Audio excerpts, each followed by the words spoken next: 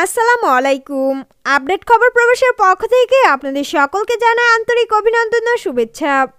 এই ভিডিওটির মাধ্যমে জানিয়ে দেব কুয়েতে অবস্থিত প্রবাসীদের জন্য দারুণ কয়েকটি আপডেট নিউজ সম্পর্কে। তাই বিস্তারিত জানতে সম্পূর্ণ ভিডিওটি দেখতে থাকুন। শুরুতেই জানিয়ে দিচ্ছি একটি শোক সংবাদ।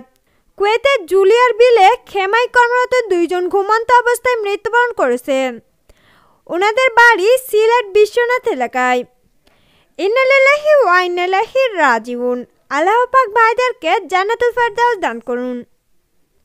অন্যদিকে আল মাজলিসের সূত্র অনুযায়ী জানা যায় যে ক্ষুদ্র ও মাঝারি রোখাসাতে কুয়েতে আগত প্রবাসীরা অর্থাৎ মাশরুর সাগিরা আকামায় কুয়েতে আসার পর 1 বছর শেষ হওয়ার আগে 300 দিনের ফি প্রদানের মাধ্যমে মাশরুর থেকে মাশরুর সাগিরা আকামাতে হাউল করা যাবে।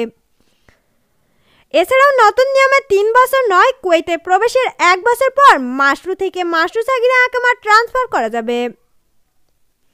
এবারে জানিয়ে দিচ্ছি কুয়েতে অবস্থিত প্রবাসীদের জন্য খুবই গুরুত্বপূর্ণ একটি আপডেট। স্ক্রিনে দেওয়া তালিকায় বর্ণিত আইডি সমূহের বিপরীতে মেশিন রিডেবল পাসপোর্ট বিতরণের জন্য দূতাবাসে প্রস্তুত রয়েছে। পাসপোর্ট বিতরণের সময়সূচি অফিস চলাকালীন সময়ে প্রতিদিন দুপুর 1টা হতে বিকাল 3:30 পর্যন্ত চলমান থাকবে। তাই যাদের মেশিন রিডেবল পাসপোর্ট কুয়েত দূতাবাসে রয়েছে তারা উক্ত সময়ে গিয়ে নিজ নিজ পাসপোর্ট হাতে পেতে পারেন।